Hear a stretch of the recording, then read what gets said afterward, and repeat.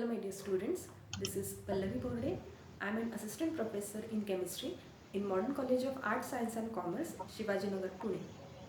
Today we are going to discuss a very important topic, that is how to find R and S configuration of a molecule. This concept R and S configuration you must have heard in stereochemistry. So let us begin with the topic. So first we'll start with the basic definition of stereochemistry. What is stereochemistry? It is a branch of chemistry which deals with the three-dimensional arrangement of an atom around the chiral center. So whenever we talk about stereochemistry, we have to take into consideration these three concepts, that is two-dimensional molecule, three-dimensional molecule and a chiral center. Now we'll see what is the basic difference between two-dimensional molecule and a three-dimensional molecule.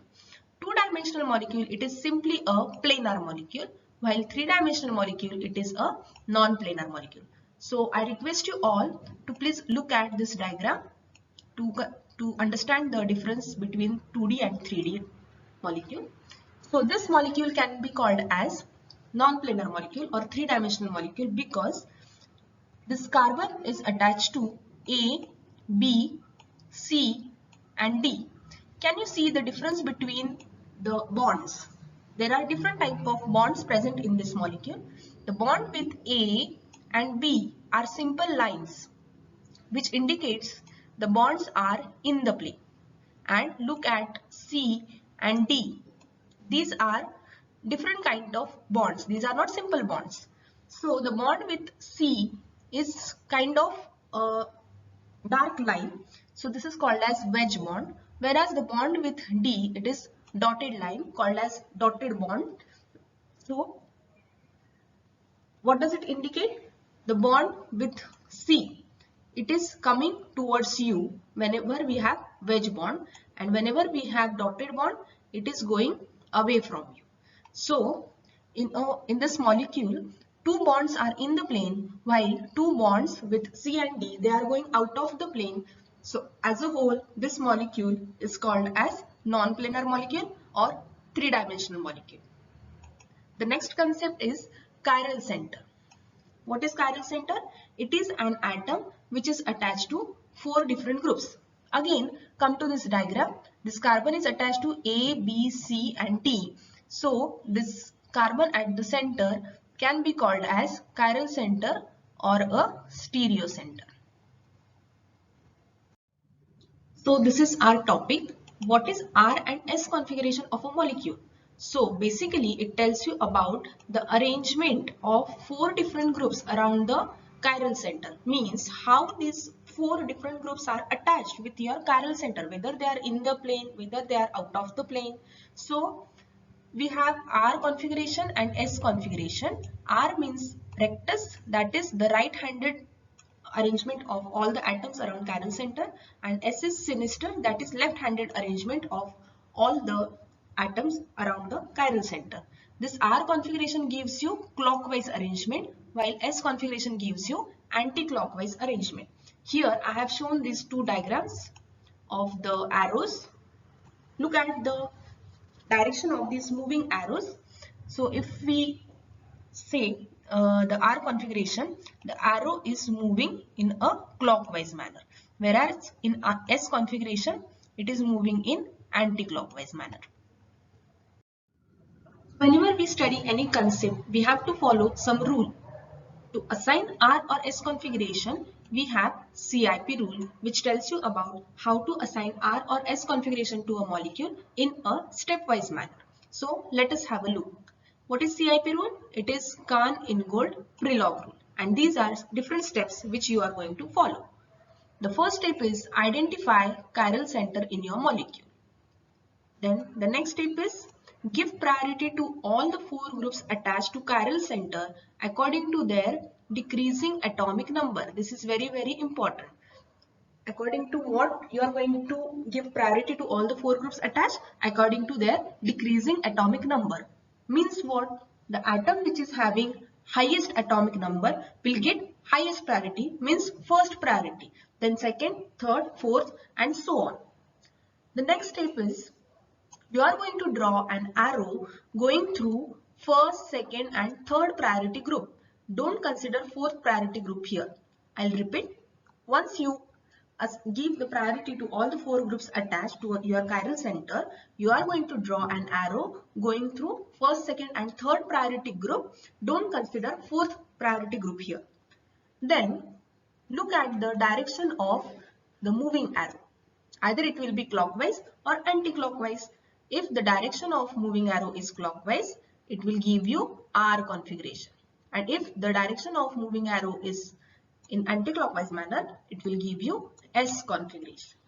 But this is not your final answer because we have not taken into consideration the fourth priority group. So this is last step and very important step in which you are going to consider the fourth priority group. So look at the fourth priority group. Whatever answer you have got in this previous step is going to confirm by the fourth priority group. So if fourth priority group is below the plane and if suppose you have got R configuration in this step, so R is going to remain R, and if you have got S configuration in the previous step, S is going to remain S. And if fourth priority group is above the plane and if you have got R configuration in this step, it is going to change, means R changes to S, or if you have got S configuration, S is going to change into R. Now these are general example for explanation.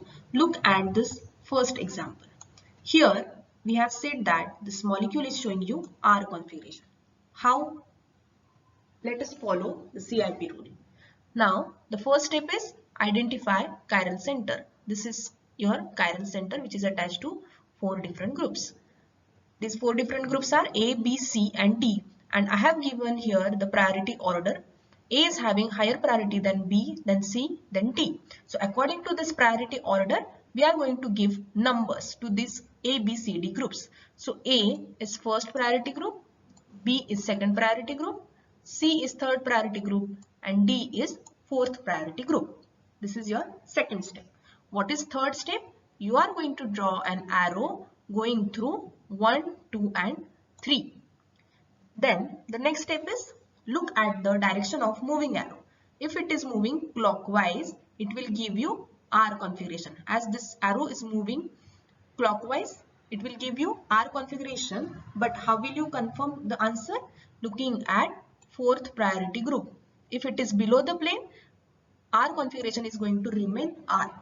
Do we have the fourth priority group below the plane? Yes, we have. So R configuration is your final answer for this example. Now look at this diagram. We are saying that it is having S configuration. Again we will follow CIP rule. The first step is identify chiral center. Yes, this is our chiral center because it is attached to four different groups. These groups are A, B, C, D and here we have their priority order. So according to this priority order, A will get first rank, then B, then C and then D. Then we are going to draw an arrow going through 1, 2 and 3.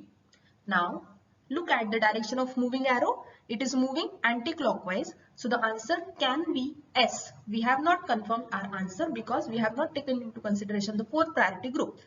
Okay, till now we have got the answer can be S. Now we look at the fourth priority group. It is below the plane. So S configuration is going to remain S.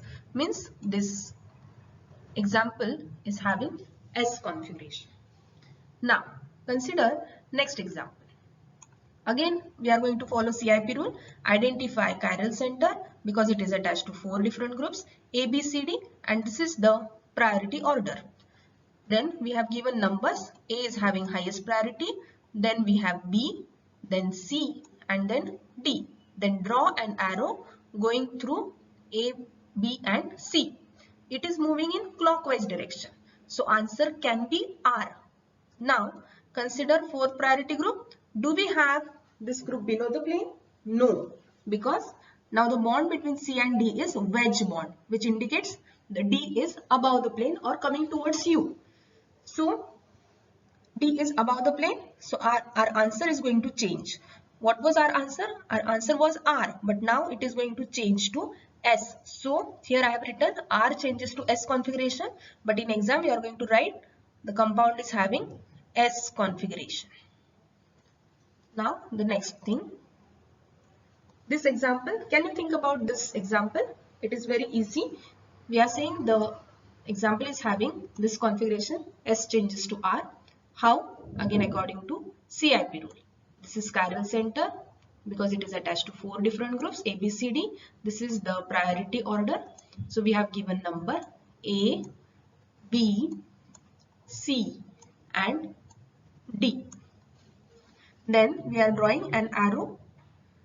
This is the moving arrow. The direction of moving arrow is anti-clockwise. Your answer can be S. How will you confirm answer? By looking at 4th priority group. Now, this is above the plane because the bond is wedge bond. This is called as above the plane or coming towards you. So, your answer is going to change now. What answer we have got? It was S, but now it is going to change. So, S changes to R and R is your final answer for this kind of example.